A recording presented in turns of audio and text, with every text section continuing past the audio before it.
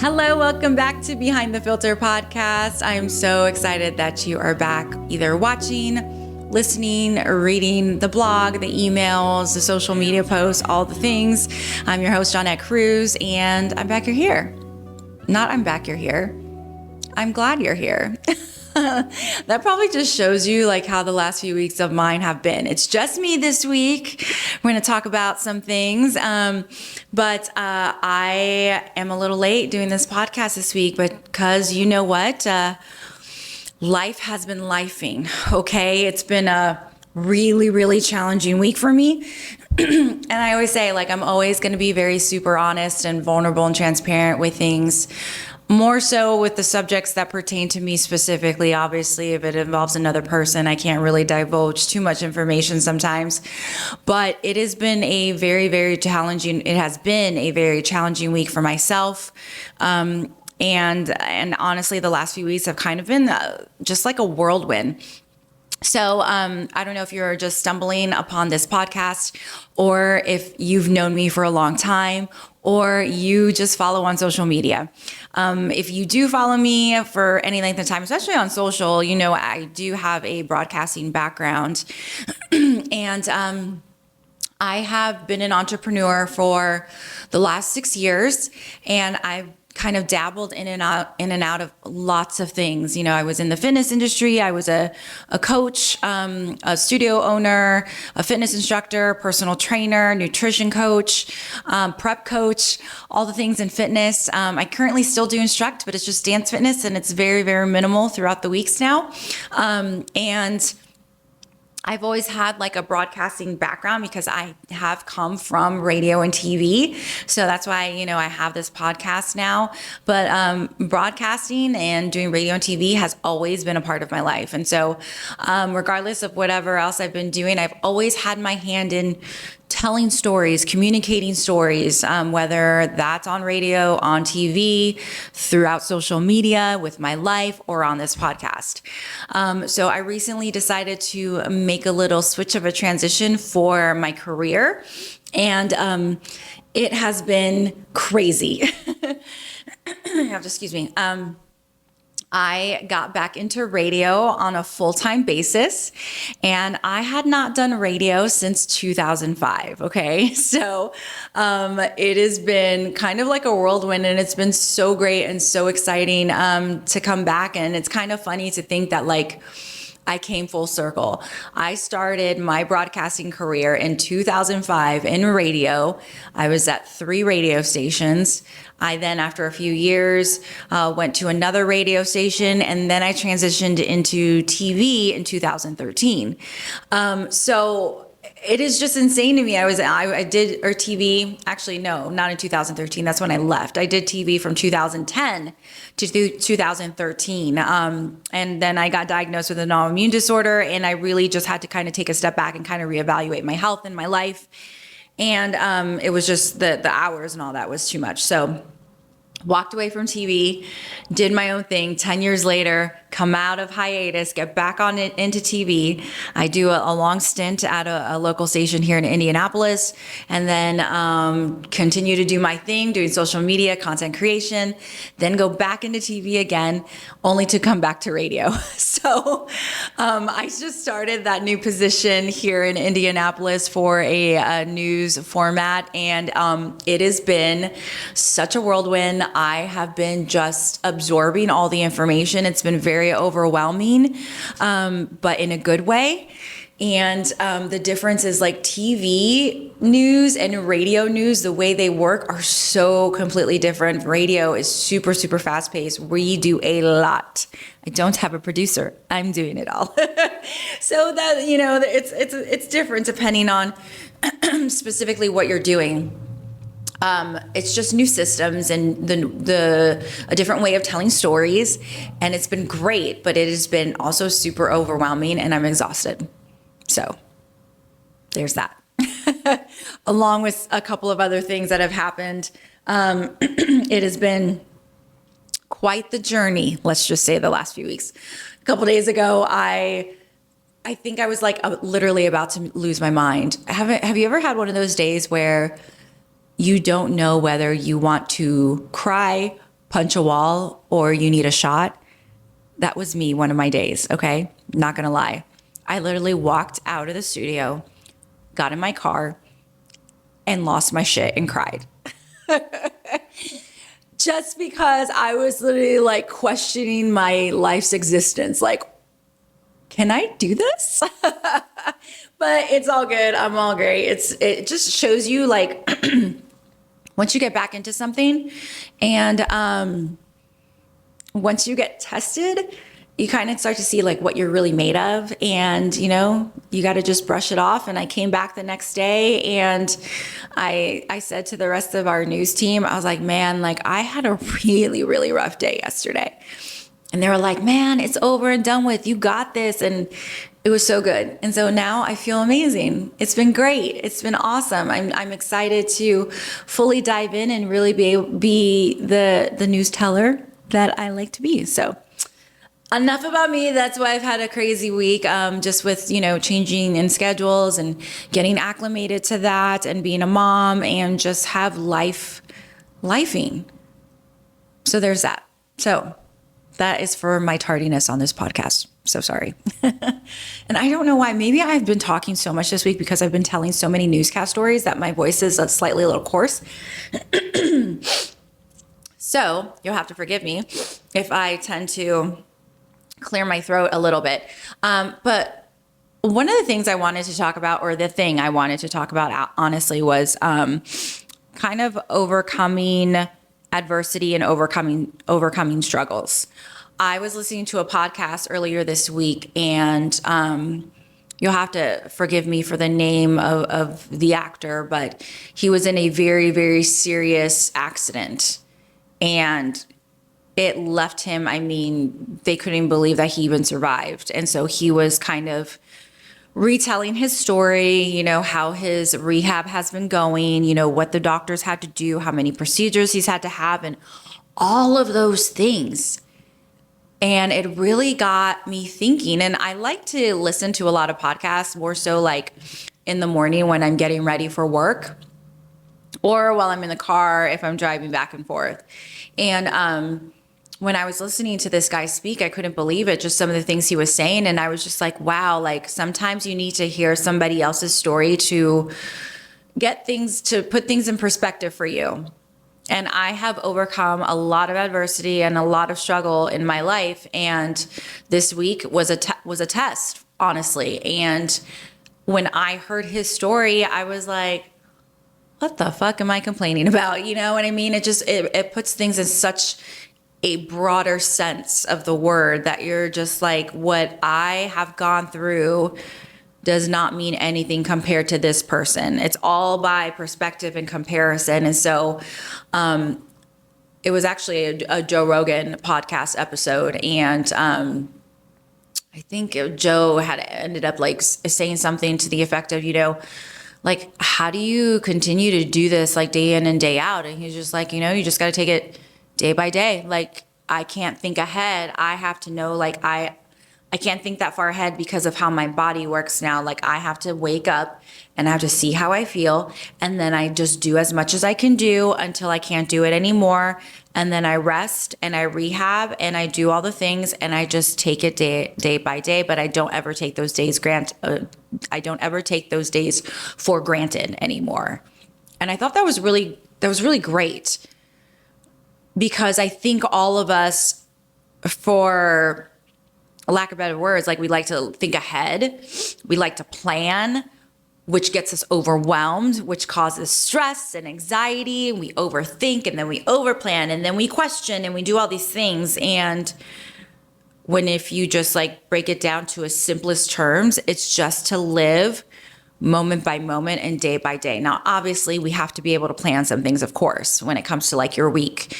But in terms of your life on a broader scale, to be able to think about it in a way that like I am living for this moment right now. I am enjoying this moment regardless if it's good or bad, or I'm in this moment regardless if it's good or bad. And then I'm going to take this and just keep putting one foot in front of the other, if that makes sense. So I thought that was really good. And then I started doing some digging and I found this article that I want to share with you guys today. And it says 10 ways to overcome adversity and thriving during hard times, because obviously we've all been there with, struggling and going through things. So he defines this, and actually I will see who this person is. Oh, it's actually a woman. I guess, the photo is a photo of a male. Her name is Elizabeth Perry, and I will link this to the blog post that I'll put out for this week. But she says, what is adversity? The definition of adversity is a misfortune, a troubling situation, or hardship. There are 6 types of adversity that you may encounter in your lifetime. So there's self-doubt, physical injuries, illnesses, rejection, poverty, losing a loved one, and struggling to succeed in your selected career. So I agree with that. It seems like there are 6 buckets. I've dealt with self-doubt. I've dealt with physical injuries and illness. I've dealt with rejection. I've dealt with poverty. I've lost a loved one, struggled to succeed. Wow. Okay. I've dealt with all 6 of these. Oh my gosh. But she's basically saying that, everybody's different. Everybody has different coping mechanisms when it comes to trying to overcome struggles and adversity. So like one thing obviously is not going to work well for somebody else, even if it worked well for you. So just kind of goes hand in hand. So she says, when adversity strikes, and trust us, it will at some point in your life. Hi, I hit all 6. You should have several things in mind. The first is to let go of expectations. Your previous plans are gone and they aren't coming back. Holding on to them doesn't help you move forward towards your goals. They only drag you down. Plus, you can't expect that everything will work out as planned. Your current situation is proof of that. Life is full of surprises, and sometimes they have a negative impact. And I do agree with that. If something happens, it's right. She's right. Your plans are gone. You have to revamp. You have to pivot. You have to stop and reflect, and maybe kind of stop for a second and take things in and try and figure out, okay, what is my plan B? What am I going to do now instead of this? Because this is going to work out. Like, what am I going to do? What are those next steps that I'm going to take? Because things have completely changed. Life is very, very unexpected. One day you can feel like you have everything all planned out and everything is all well with the world. And in a moment's notice, it will drop you on your ass. And so at that point, you have to realize, and you have to think like, okay, how am I going to do this? How am I going to get through this situation? I've had so many things happen in my life where, I think I've mentioned this before on a previous episode of a podcast of ours, is that, before I used to get very overwhelmed and the panic attacks, and I'd scream and cry and I'd have the outbursts and the emotional things. And now when things happen, I'm just kind of like, okay, what do I do now? Because there's no point in me like screaming and crying. Of course I have those moments still, but like, what's the point? I cried this week. Actually, I cried 3 times this week. I told my boyfriend earlier this week, I was like, I don't remember the last time I cried 3 times in a week. That was how intense my week had been for multiple reasons, but I just couldn't believe it. And so it's just that life is full of surprises. You just don't ever know what's going to happen. And you just kind of need to pivot where you need to do, or wherever life kind of brings you. So she does have 7 tips to overcome adversity. And obviously we're going to take all of these with a grain of salt, and we'll talk about them when we get through them. So there's 7 tips here, and then she has other things of how you can overcome them. So her 7 tips are, 2, have faith, believe you can overcome obstacles, celebrate all wins, let each success energize you. Don't take no for an answer. Surround yourself with positive people. Write, stay disciplined, stop making excuses. So through this, we're going to go through. She lists 7, but we have a couple more in this list that I think some of them I agree with and some of them I don't. So she defines as going through adversities is, in order to overcome them, you can strategize through them. Okay. So the first one that she mentioned was stop making excuses. Elaborate excuses and denial are two common responses to failure. We have to first acknowledge our disappointment in our own role in creating it when adversity strikes. Only is then we can beat it. Even if it's not your fault, pinning all the blame on someone else won't help you get anywhere. So I think all of us have been like victim to this and fallen victim to it, where we make excuses for some of the things that we have overcome. Oh, I lost my job. That's not my fault. I got laid off. That wasn't my fault. So let's blame it on the employer or the manager. Oh, I got a divorce, but he or she did X, Y, and Z, and it wasn't my fault. So you're, putting more so the blame on somebody else. Or, I had a roommate and they didn't pay their rent, and now I can't get out of the lease because I can't afford the place. So now the blame is on the roommate. So there's lots of ways where we always like make excuses for some of the things. And a big part of my healing journey and what I have gone through is I've really had to take a step back and take ownership for things that I have done. And it's not fucking easy to do. It is not easy to look yourself in the mirror and be like, you know what? You did this to yourself. Nobody else did it. You did it because it's ultimately your decision. You may, how do I say this? You probably didn't get there on your own, right? But ultimately, you got there and there's a reason for it. So you have to take ownership. Obviously, there are things in life that like you cannot absolutely take ownership for when something happens to you, but you can take ownership of your healing and your actions after that situation happens to you. Because there are things that have happened in my life where I was a victim and I didn't cause that. Somebody else did something to me, but it is my responsibility to move on and to heal and to move forward and to forgive that specific situation and take that instance or that circumstance and use it for good and use it for better. Because if I keep myself in this victim mentality, then what is that going to do for me? How is that going to expand the way I see things in life? How is that going to help anybody? How am I going to be able to impact anybody else's life if I continually choose to see myself as a victim of a situation? It's my responsibility. I've seen it so many times on social media that like healing's your responsibility, right? So you have to stop making excuses for your healing, honestly. Okay, so number 2, she says, write. Sometimes it's freeing to write your thoughts down on paper. Writing or journaling allows for self-expression and self-reflection in a safe, private space. You can talk about whatever is weighing on you, and after a while, you'll be able to feel like you can look back on those tough times and see how much you have learned. There was a time where all I did was write, okay? I had journal books and notepads, and I would write down my thoughts and scriptures, or like I'd write a letter to God about like what I'm feeling and, the things that are running through my head and all of my issues and circumstances. I was writing, I was going through therapy. I was doing all of that, okay? I'd see things and then I'm a huge note taker. So like if I was reading a book, I would highlight, take notes, do all the things, because for me, like I'm such a visual person and I have to actually do something in order kind of to like retain the knowledge of it. So if I'm learning something, or I was in therapy for a long time and I'd have books I'd have to write and do exercises and all those things, I would highlight everything, underline everything, write notes, sticky pads all over the place, all the things. And then before you know it, years go by and I have a stack of journals.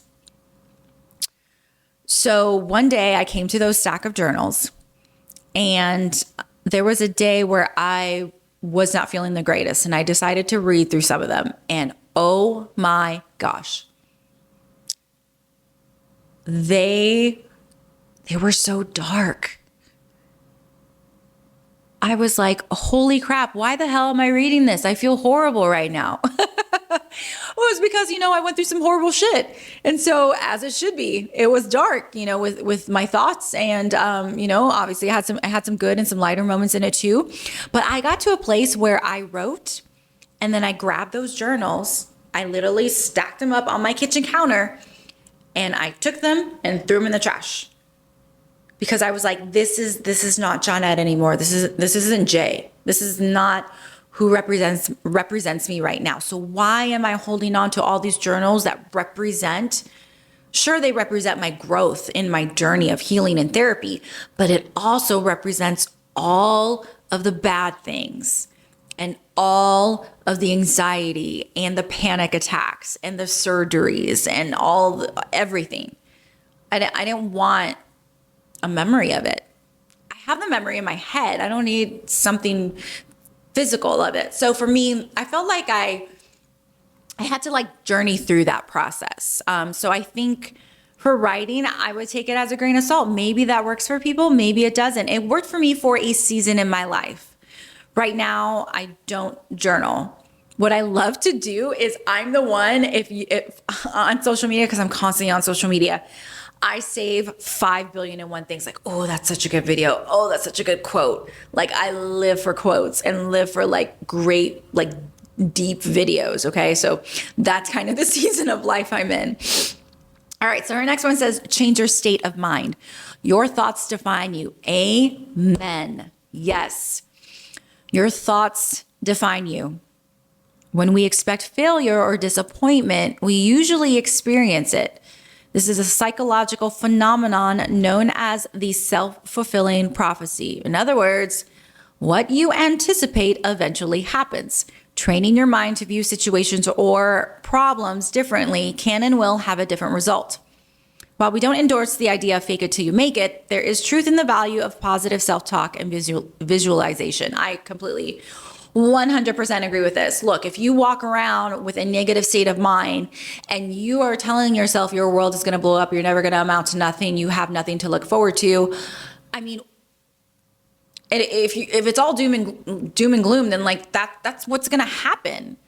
You have to be able to put yourself in a space that is not a negative self-talk, but positive self-talk, not only in your mind, but in your heart, your mind, your body, your soul, what you're consuming, the people you're around, the space you sit in, where your energy is, all of it, I think, has to be in this positive space in order for you to get that positivity back in your life. If you think about anything negative or everything is negative in your life, then that's all you will ever get back out of it. You will always see, it's like the whole, the half glass empty or the half glass full. It's all the way how you see things. It's perspective.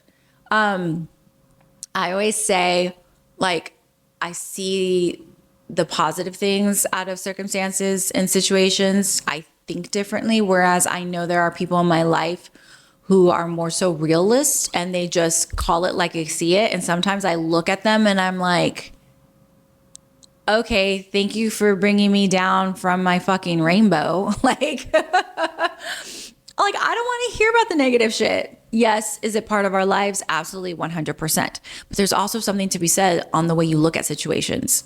If you constantly think negatively about situations, that's constantly what's going to keep happening. And you're just going to be in this rabbit race of going around in a circle, doing the same thing over and over again. So I definitely think that.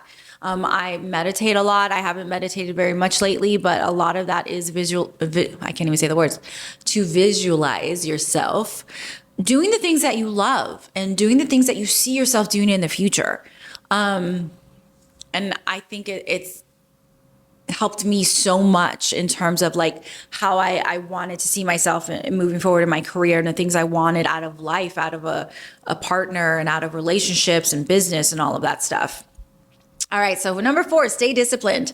It's not uncommon to feel like your life is out of control. Practicing the same daily habits like exercising, meditation, mindful breathing, scheduling short breaks at work, and making sure you eat properly is a simple yet fantastic way of preparing your body for overcoming any challenges around the corner. Okay, let me tell you, I I can be the most disciplined person ever, okay? I have competed in 5 bodybuilding shows. Do you know how much discipline you need to go in a 24-week prep for a show? Okay?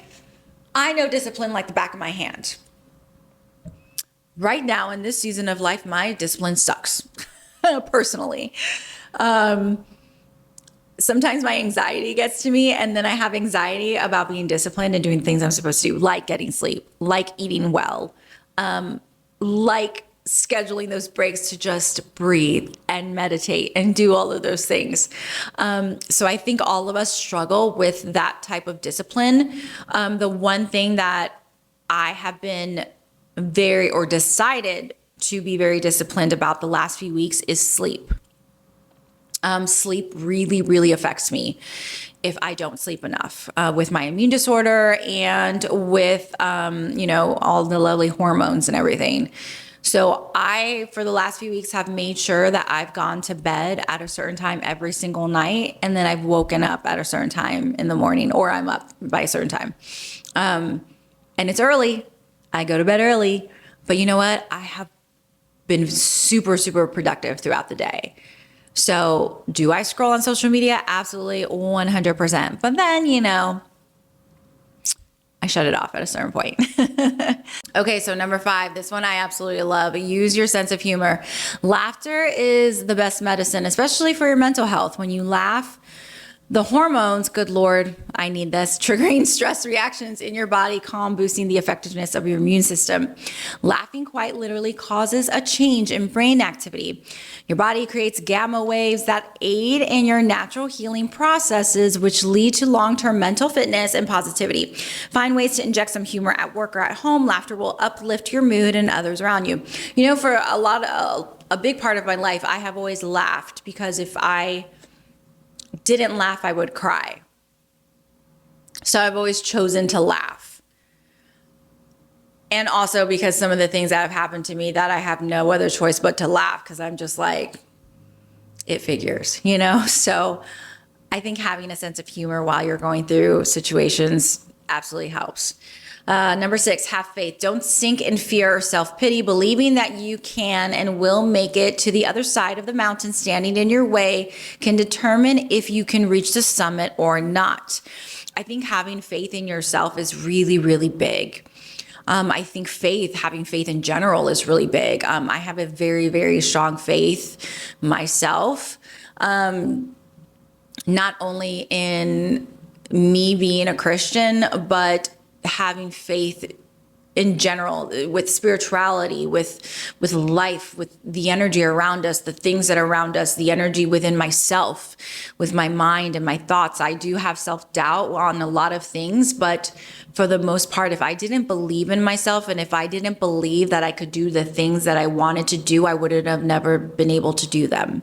And so I think having that is so, so important, because if you keep telling yourself you can't do something, you won't be able to do it. But if you tell yourself something the opposite, you can.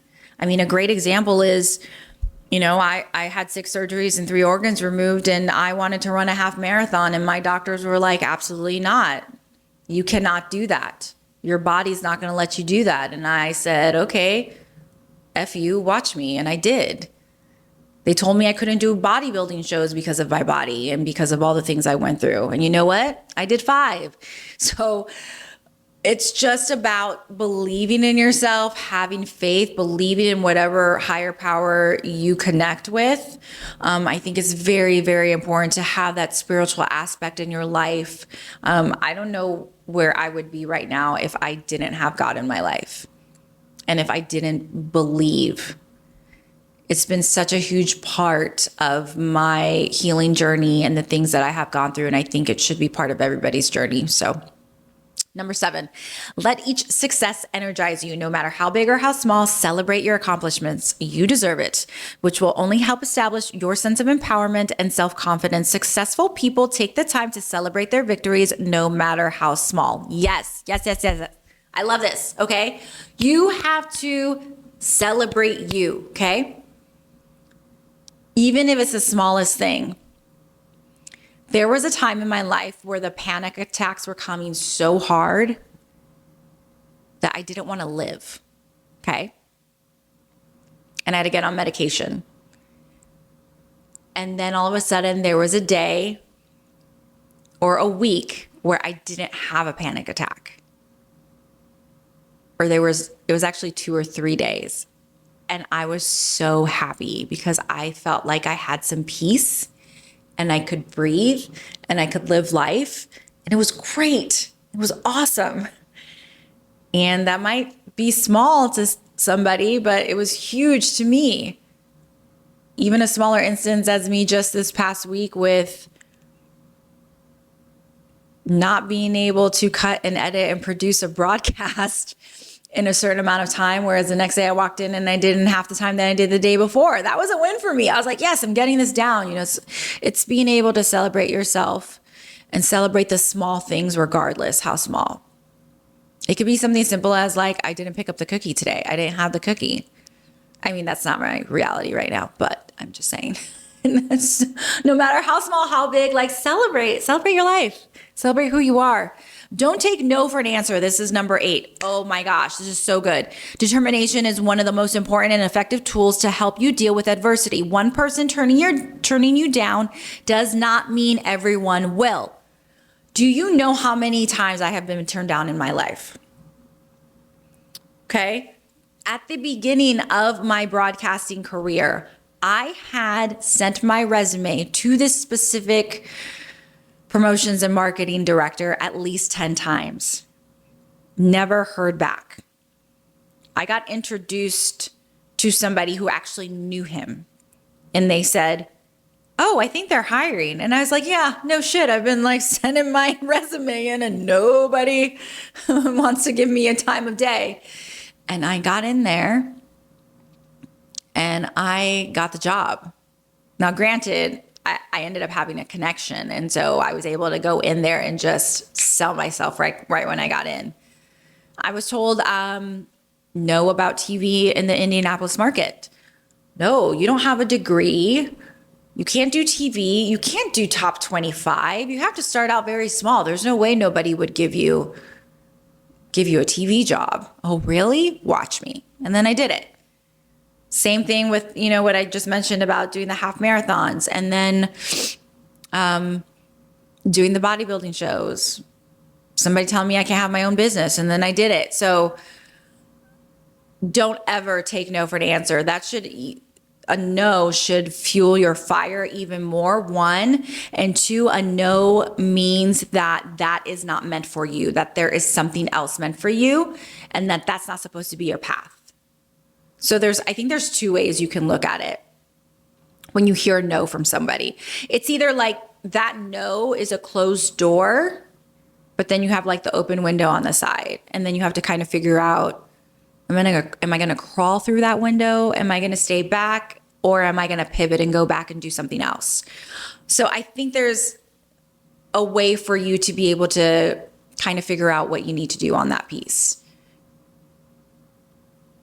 As I'm thinking about it, it's just sitting in my head. Yeah, I don't like no's. I don't. Who likes to hear a no from somebody? You feel rejected, right? But then you always have to know that, because it was a no, it's because it's going to be a yes somewhere else. Number 9, surround yourself with people who have a positive mindset. You can tell a lot about a person from who they spend their time with. You can be the most ambitious, resilient person in the world, but bright feelings can only last so long if you're surrounded by negativity. Human beings are social animals. We act accordingly to others' opinions and reactions. Focusing your energy on people with negative thoughts will inhibit your personal development. Absolutely 100%. If you are around people who do nothing but bitch, complain, aren't actively trying to elevate themselves, make themselves better, do things to do the hard work to be in a better position financially, mentally, spiritually, physically, all the things, what in the world are you doing with them? What value are any of these people adding to your life if they are not doing anything that is going to help lift you up or encourage you or support you in the right way? You can have people in your life that encourage you and support you to do the crappy shit, right? But you want people to help you, and not take steps backwards. You want to go forward, right?